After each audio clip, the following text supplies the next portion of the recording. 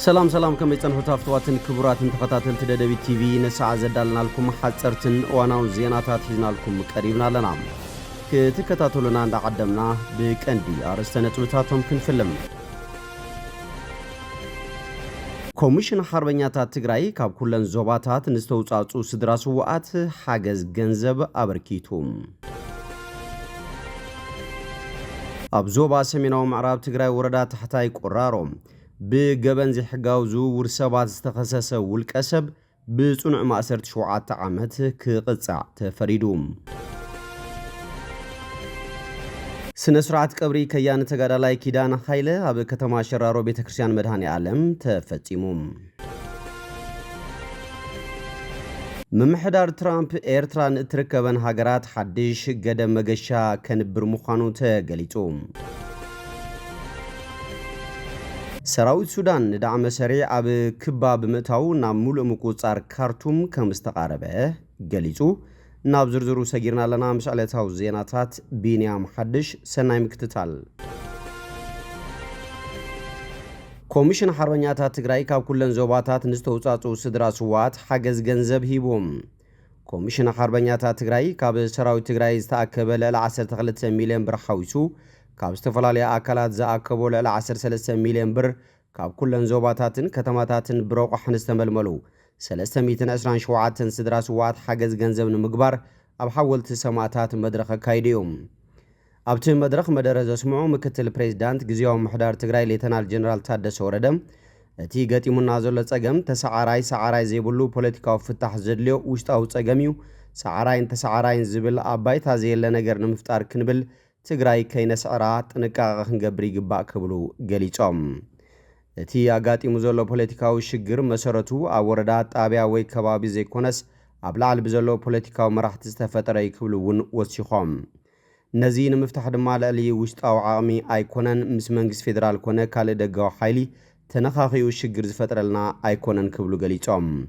اب هزبي حيار رعد تفتيرو تهزبي نستفلالي وانزا اكبو قرشو كباخننا أداغا سمايك سكلن كيلي زبولو اتوم مكتل بريزيدانت ناب كمزي زأتو قداي سلازيله هزبي كرقاقا عدما بتقاتامي ساوي تقريبهم اتي ساقم زيرو كمتم كالوت ساقماتنا ببعالتنا كفتحيو جزيو منجست تتناخي رستوهابو وعل بريتوريام ناي متقبار انت مزابلتي ناي مملاسن حلافنت كفت امس فيدرال منجست زلنا ركب بمتنخار كمز سراح حبيروم سراوي تقرأي كابتو زلو دحنات هزبي ناي محلا وحلافنت بتوساخي اب استفلالي هزباو سرحات بمستاف استفلالي ابركتوتات زقبر زلو هزباو سراوي شكبلون قليتهم اتي نسدراس واتو عيب زلو كاب سراوي استاكبل ل مليون برون مغتلتاناتو مخانو قليتهم اتي اب استدراس واتن قدات اكال تقادلتن زلو تساقم بزحيو نزين مفتاح دما كلنا حلافنت هلنا كبلو وسيخوم قليتهم حاجز تقبر لهم سدراس واتو ونت حاجز بمسقان مراحت زلوهم وشتاو تساقم بمفتاح نتياب حيال شغلوت آتي زول هزبهم كريوو تساوي تقريبهم دكنا سلام يوم تسويهم سلامنا وحسك تقبروا ودما يقبا كبلو حبيرهم لهم أبزو باسمين او معراب تقرأي وردات تحتاي قرارو بقبن زي حقاوزو ورسباز تخصص والكسب بصنع ماسرت شوعات عامت كقطعات فريدوهم أزاز بوليس وردات تحتاي قرارو تقرأ لاي معشو اسملاش قويتو أم يمان لقس استباهالو الكسب بعلت حادة كمتي كلتشن 17 عام تمرت أبتا وردا كاب تركب تابع سلام كوشت ماي دمو نخلت دكان استواء تاليلو ناب سعود عرب كوس دكني بموبال من كسغاس تجمر بكتت البوليس تاوردا أبتا تقوز ركوع الكيليوم إيدو كاب تتحازلو اوان جميرو أدلاي سرحات مصراي بمكيا دمام مزقبونا بيت فرديك من راح تغيروم بمخانو النزن مرايز تسيما مقابايا ماخلاي بيت فردي زوبا سمين معراب تقراي تخصاصي قويتوم يمان لقسا بزفتو موزي حقاو تقبار قبننيا خوينو بمركابو نقبننيا مقرمي نتخال دما ممهار نخون بصنع ماسرت شوعات عامتن كلتا شقرش تطرق جنزبن كقطاع كمز فردم تقرا لاي معشو اسملاش وسيخو قليتوم سنسرعات قبري كيان تقرا لاي كيدان هايله اب كتما شرارو بيت كريستيان مدهاني عالم تفتيموم سنسرعات قبري كيان تقرا لاي كيدان هايله اب كتما شرارو بيت كريستيان اندا مدهاني عالم امرار حسراويت امرار كتما شرارون تحت ديابون ابسترخبلو الات شوعات ورح شوعات 2010 عام تمرت تفتيم يوم ጅግና ከያነ ተጋዳላይ ኪዳነ ኃይለ ካበቡ ኃይለ ወለላን ካበድዩ የሺ ገብረ እግዚአብሔርን ብ1956 ዓ.ም ኣብ ከተማ ሸራሮ ጣብያ አልጋነሽ ቁሸት ንረአ ከባቢ እንዳ አቡነ ዮሐንስ ተወሊዱ ጅግና ከያነ ተጋዳላይ ኪዳነ ኃይለ ካብ ቆልዑ ትሒዙ ምስጉንን ፈታው ህዝብን መታዓዊቱን ከም ዝነበረ ድማ ህይወት ታሪኹ ይገልጽ ጅግና ከያነ ተጋዳላይ ኪዳነ ኃይለ ምስቲ ዝነበረ ብሔራውን ደርባውን ቃርዑ ጭቆናን ምውጋድ ብ1978 ዓ.ም ናብ በረኻ ወሪዱ ኣብ ማእኸል መሰልጠኒ ፖለቲካውን ወታደራውን ስልጠና ወሲዱ ብዝነበሮ ናይ ኪነትን ወነን ድሌት ናብ ክፍሊ ባህሊ ሕወሓት ተመዲቡ ኣብ ክፍሊ ባህሊ ሕወሓት ተመዲቡ ቋንቋ ባህሊ ኩናማ ንምዕባይ ናይ ባዕሉ ግጥምን ዜማን እናሰርሐ ነትን ዘመናት ተረሲዑን ተጨቁኑን ዝነበረ ብሔር ህልውኑ ንምርጋጽን ንምዕባይን ለይትን ቀትርን ዝተቃለሰ ጅግና ከያነ ተጋዳላይ ነይሩ ከያነ ተጋዳላይ ኪዳነ ኃይለ ክሳብ እታ ሕልፈተ ህይወቱ ኣብ ጎኒ ሕወሓት ተሰሊፉ ንቋንቋን ባህልን ብሔረሰብ ኩናማ ዝሰርሕ ዝነበረን ትንሳኤ ቋንቋ ኩናማ ዘበሰረን ጅግና ከያኒ እዩ ከያነ ተጋዳላይ ኪዳነ ኃይለ በዓል ሓዳርን ኣቦ ሓደ ቆልዓን ነይሮም ዕለት 6 ወርሒ 7 2017 ዓ.ም ድማ ብዝሓደሩ ሕማም ኣብ ሓፈሻዊ ማያኒ ሆስፒታል ሸራሮ ክንክን ክግበረሉ ድሕሪ ምጽናሕ ካብዛ ዓለም ብሞት ተፈልዩ ስነ ስርዓት ቀብሩ ድማ ኣብ ቤተ ክርስቲያን መድሃኒ ዓለም ዕለት 7 ወርሒ 7 2017 ዓ.ም ኣመራርሓ ሰራዊት ኣመራርሓ ከተማ ሸራሮን ወረዳ ታሕቲ ኣድያቦን ኣመራርሓ ጸጥታን ኣባላትን ኣብ ዝተረኸብሉ ስነ ስርዓት ቀብሪ ተፈጺሞም ኣዛዚ ኮር 133 ተጋዳላይ ሓድሽ ከፊል ከንቲባ ከተማ ሸራሮ መምህር ሙሉ ብርሃንን ሓላፊ ምልዓል ህዝቢ ወረዳ ታሕቲ ኣድያቦ ተጋዳላይ ተኽሎ ሓድሽን ብሓባር ብምዃን ናይ ሕቕፊ ዕምበባ ኣብ መቃብር ጅግና ከያነ ተጋዳላይ ኪዳነ ኃይለ ድማ ኣንቢሮም ከም ጸብጻብ ሓበሬታ ርክብን ከተማ ሸራሮ ሓፂር ህይወት ታሪክ ተጋዳላይ ኪዳነ ኃይለ ወለላ ከያነ ተጋዳላይ ኃይለ ኪዳነ ኃይለ ካብ ኣቡ ኃይለ ወለላ ካብ ኣዲዩ ወይዘሮ የሹ ገረጽጌ ብ1956 ዓ.ም ኣብ ከተማ ሸራሮ እንዳ አቡነ ዮሐንስ ተወሊዱ ምስቶም ዝፈትዎም ወለዱ ዓብዩ ኣካለ መጠን ምስ በጽሐ ኣብቲ ዝተወለደሉ ሓራ መሬት ናይ ህዝባዊ ወያነ ሓርነት ትግራይ ምንቅስቃስ ስለ ዝነበረ ብሔራዊ ወነ ዘለዓሉ ጣዕሚ ዜማታት ገድሊ መሲጥዎ ስለ ዝነበረ ወፅዓ ህዝቡ ንምድጋፍ 1978 ዓ.ም ናብ መስርዕ ህዝባዊ ወያነ ሓርነት ትግራይ ተጸሚሩ ከያነ ተጋዳላይ ኪዳነ ኃይለ ወለላ ኣብ ክፍሊ ተዓሊም ኣትዩ ወታደራውን ፖለቲካውን ስልጠና ድሕሪ ሙሳድ ኣብ መፋርቕ 1978 ዓ.ም ናይ ክነ ጥበብ ዝንባለ ስለ ዝነበሮ ባህልን ቋንቋን ብሔረሰብ ኩናማ ንምዕባይ ናብ ክፍሊ ባህሊ ሕወሓት ተመዲቡ ከያነ ተጋዳላይ ኪዳነ ኃይለ ብዜማን ግጥምን ብድምፃውነት ባህልን ቋንቋን ብሔረሰብ ኩናማ ኣብ ምዕባይ ሩኢ ተራ ተጻዊቱ ከየንቲ ተጋደልቲ ብሔረሰብ ኩናማ ሓደ እዩ ከያነ ተጋዳላይ ኪዳነ ኃይለ ባዕሉ ዜማን ግጥምን ሰሪሑ ብኩናመኛ ምድራፍ ጥራሕ ዘይኮነስ በቶም ውርያት ድምፃውያን ዜማን ግጥምን ደሪሱ ብማህሌት ገብረ ገርግስ ተደሪፉ ኣድናቆት ካብ ዝረኸቡ ብሔረሰብ ኩናማ ናይ ፍጡራት ስራሕታቱ ግንባር ቀደም ዝጥቀሱ ሓደ እዩ ከያኒ ኪዳነ ኃይለ ካብቶም ክነ ጥበብ ገድሊ ፈርዮም ቅድሚት ዝስራዕ እዩ ተጋዳላይ ኪዳነ ኃይለ ምስ ናይ ሞያ ስራሕቱ ፍቅርን ስኒትን ዘይፍለዮ ሞይኡ ዝዕብን ዝጽዕርን ናይ ዝኣምነሉ ዕላማ ጽንዓትን ሩኢ ታራ ዝነበሮ ኩሎም ናይ ደቂ ናይ ክነ ጥበብ በዓል ሞያ እዩ ነይሩ ከም ተወላዲ ብሔረሰብ ኩናማ ባህልን ቋንቋውን ትንሳኤ ንኽዘርዕን ካብ ኣርዑት መግዛእቲ ወፂኡ ብመንነቱ ክኾርዕን ዘይሕለጥ ቃልሲ ካብ ዘካየዱ ዝነበሩ ከየንቲ ተጋዳላይ ህወሓት ተወላዲ ብሄረሰብ ኩናማ ሓደ እዩ። ከያን ኪዳነ ሃይለ ብዝሓደሮ ሕማም ኣብ ከተማ ሸራሮ ሓፈሻዊ ማያን ሆስፒታል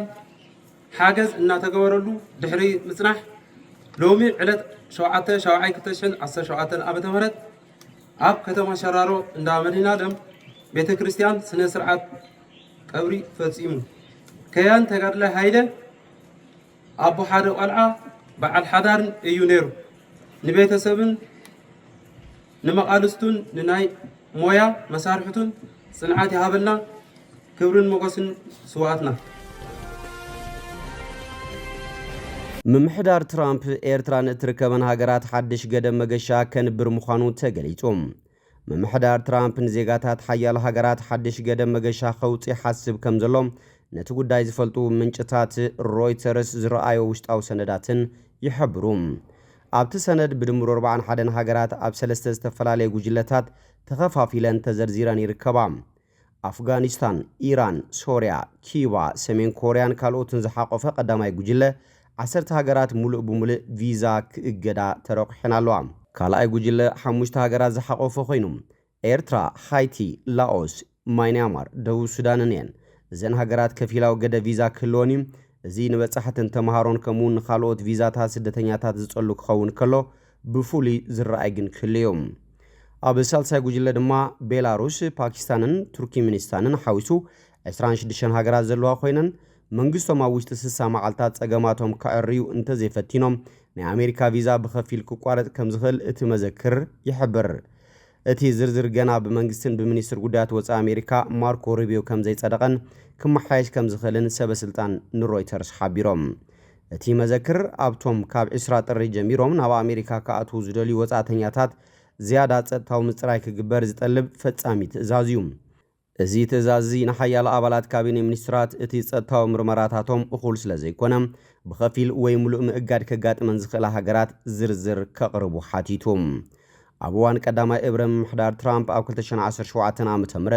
ብበዝሒ ኣስላም ካብ ዝነበሩለን ሃገራት ዝመጹ ተጓዓዝቲ ዝተገበረ ከፊላዊ እገዳ ብትራምፕን ሓገዝቱን እገዳ ኣስላም ተባሂሉ ተጸዊዑ ምንባሩ ኣይርስዓን። ቅድሚዚ 14 ኣዋርሕ ኣብ ካሊፎርኒያ ከተማ ሳን በርናርዲኖ ድሕሪ ዝተፈጸመ መጥቃዕቲ ትራምፕ መራሕቲ ናይቲ ነቲ መጥቃዕቲ ኣተባቢዐን ዝተባሃላ እስላማውያን ሃገራት ነቲ ኩነታት ክሳብ ዝርዳእ ናብ ኣሜሪካ ኣስላም ሙሉእ ብሙሉእ ከይኣትዉ ጸዊዑ ነይሩ። እቲ ኣብቲ መዘክር ተጠቒሱ ዘሎ ሓድሽ ገደብ እቲ ፕሬዚዳንት ሕግታት ኢሚግሬሽን ከጽንዕ ቃል ድሕሪ ዝኣትዎ ዝስዕብ ዘሎ እዩ። ኣብ ጥቅምቲ 2023 ትራምፕ ካብ ወሽመጥ ጋዛ፣ ሊብያ፣ ሶማልያ፣ ሶርያ፣ የመን ከምኡውን ካልኦት ንጸጥታ ኣብ ሓደጋ ክእትዋ ይኽእላ እየን ዝበለን ቦታታት ቪዛ ክድርት ቃል ኣትዩ ነይሩ። ብተወሳኺ ምምሕዳር ትራምፕ ናይ ገለ ኣብ ወጻኢ ዝተወልዱ ምሩቓት ዩኒቨርሲቲ ናይ ኢሚግሬሽን ኩነታት ክስርዝ ይጽዕር ኣሎ። ሓደ ካብኦም ማሕሙድ ኸሊል ዝተባሃለ ምሩቕ ዩኒቨርሲቲ ኮሎምቢያ ኮይኑ ኣብ ዝሓለፈ ዓመት ተግባራት እስራኤል ኣብ ጋዛ ንምኹናን ኣብ ቀጽሪ ዩኒቨርሲቲ ተቃውሞታት ዝመርሐ እዩ። ጸሓፊት ድሕነት ሃገር ክሪስቲን ኖኤም ብዓርቢ ብዝሃበቶ መግለጺ ኣብ ኣሜሪካ ንምንባርን ንምምሃርን ቪዛ ምርካብ ፍሉይ ትዕድልቲ እዩ ክትብል ተዛሪባ። ኣብ 2020 ኣብ ቀዳማይ እብረ ስልጣን ፕሬዚዳንት ትራምፕ ንዜጋታት ኤርትራ፣ ናይጀርያ፣ ሱዳን፣ ታንዛንያ፣ ኪርጊስታንን ማይናማርን ዝተወሰኑ ዓይነታት ቪዛ ከይረኽቡ ዓጊቱ ምንባሩ ይዝከር። በጻሕቲ ወይ ከዓ ቱሪስትስ ግና ናብ ኣሜሪካ ክኣትዉ ይኽእሉ ነይሮም። ሰራዊት ሱዳን ንዳዕመ ሰሪዕ ኣብ ክባ ብምእታው ናብ ሙሉእ ምቁጻር ካርቱም ከም ዝተቓረበ ገሊጾም። ሰራዊት ሱዳን ብሰንበት ኣብ ማእኸላይ ካርቱም ንቕድሚት ብምስጓም ኣብ ጥቓ ቤተ መንግስቲ ፕሬዚዳንትን ካልኦት ህንጻታት መንግስትን ዝርከቡ ሓይልታት ዳዕመ ሰሪዕ ከም ዝኸበበ ሱዳን ትሪቡን ጸብጺባ። ኣዛዝ ሰራዊት ሱዳን ናስር ኣልዲን ዓብደልፋታሕ ብዓርቢ ኣብ ዝሃቦ መግለጺ ሰራዊቱ ንዝተረፈ ክፋል ካርቱም ዳግማይ ንምንዛዕ ዘካይዶ ዘሎ ሳልሳይ ምዕራፍ ስርሕታት ናብ ምዝዛም ገጹ ከም ዝተቓረበ ገሊጹ። ብሰንበት ኣጋምሸት ወታደራት ካብቲ ዝነበርዎ ንደቡባዊ ካርቱም ምስ ማእኸል ከተማ ዘራኽብ ድልድል ኣልሑርያ ብምምራሽ ነቲ ቅድሚ ሕጂ ብዳዕመ ሰሪዕ ተታሒዙ ዝነበረ ኣገደስቲ ከባብታት ከም ዝተቆጻጸሩ ነቲ ሰራዊት ዝድግፉ ፍልፍላት ሓቢሮም። ኣዛዝ ቦጦለኒ ኣልባራን ቢን ማሊክ ኣልሚስባሕ ኣቡ ዛይድ ኣብ ዘርግሖ ቪድዮ ድማ ወታደራት ሱዳን ፋሚሊ ክለብ ካርቱም 3 ከምኡን ካርቱም 2 ዝበሃሉ ቦታታት ብምቁጻር ናብ ቤተ መንግስቲ ፕሬዝዳንት ንምብጻሕ ቆሪጾም ተላዒሎም ከም ዘለው ገሊጾም ቀጺሉ ኣብኡ ተሓቢኦም ዘለው ወታደራት ዳዕመ ሰሪዕ ክጸራርግዎም ምዃኖም ተሓንዮም አዛዚ ዳዕመ ሰሪዕ መሐመድ ሐምዳን ዳጋሎ ብሰንበት ምሸት ኣብ ዘውጽኦ ቪድዮ ሓይልታቱ ካብ ቤተ መንግስቲ ፕሬዝዳንት ከባባ አልሞግራንን ከም ዘይወጽእ ገሊጾም ኣብ ሓያሎ ሰሜናዊ ከተማታት ድማ ተወሳኺ መጥቃዕቲ ከም ዝፍጸም አጠንቂቖም ቤት ጽሕፈት ዜና ሰራዊት ሱዳን ሓይልታቱ ንመደበር አውቶቡስ ሳሮኒ ቀጽርታት ኤል ናይላይን ከምኡውን ድልድል አልሙሳላሚያ ሙሉእ ብሙሉእ ከም ዝተቆጻጸሮም እዞም ቦታታት ድማ ናብ ቤተ መንግስቲ ፕሬዝዳንት ዝቐረቡ ምዃኖም እዩ ገሊጾም ደገፍቲ ሰራዊት ዝኾና ማሕበራዊ መራኸብታት ከም ዝሕብርኦም እቶም ከቢድ ብረት ዝዓጠቑ ወታደራት ምስቶም ኣብ ዋና ቤት ጽሕፈት ማእኸላይ እዚ ብምትእሳር ነቲ ናይ መወዳእታ ዝተረፈ ዕርዲ ዳዕመ ሰሪዕ ከም ዝቆርጽዎ ይሕብራ እዚ ከምዚ ኢሉ እንከሎ ሱዳን ካብ ኬንያን ዝኣቱ ንብረት እገዳ ኣንቢራላ ሱዳን ንስጉምቲ እዚ ዝወሰደት ኬንያ ነቲ ምስ ሰራዊት ሱዳን ኣብ ኩናት ሕድሕድ ዝርከብ ዳዕመ ሰሪዕ ብምእንጋዳ ምላሽ ንምሃብ እዩ ኣብ ዝቐረባ እዋን ዳዕመ ሰሪዕ ንመሻርክቱን ኣብ ሱዳን ጎናዊ መንግስቲ ንምፍጣር ኣብ ናይሮቢ ኬንያ ቻርተር ፈሪሞም ወታደራዊ መንግስቲ ሱዳን እቲ እገዳ ልኡላውነትን ሃገራዊ ድሕነትን ናይ ሃገሮም ንምዕቃብ ዝተወሰደ ስጉምቲ ምዃኑ ገሊጾም ሱዳን መብዛሕትኡ ግዜ ካብ ኬንያ ቀጠፍ ሻሂ ምግብን መድሓኒትን ሓዊሱ ብዙሓት ኣቑሑት እያ እተእቱ ሚኒስትሪ ንግዲ ሱዳን ኩሉ ካብ ኬንያ ዝኣቱ ንብረት ክሳብ ተወሳኺ ምልክታ ዝወሃብ ብቕጽበት ደው ክብል ምዃኑ ፍሊጦም እዚ ትእዛዝ እዚ ኩሎም ሰበስልጣንነት እገዳ ብቕጽበት ከተግብርዎ ድማ ዝጠልብ እዩ እምበር ከስፍትዋትን ክቡራትን ተኸታተልቲ ደደቢት ቲቪ ነሰዓት ዘዳልናልኩም ዜናታት ነዚኦም ይመስሉ ስለ ትምክህታልኩም ኣመስጊና ብኻልኦት ክሳብ ንራኸብ ሰናይ ንዓኹም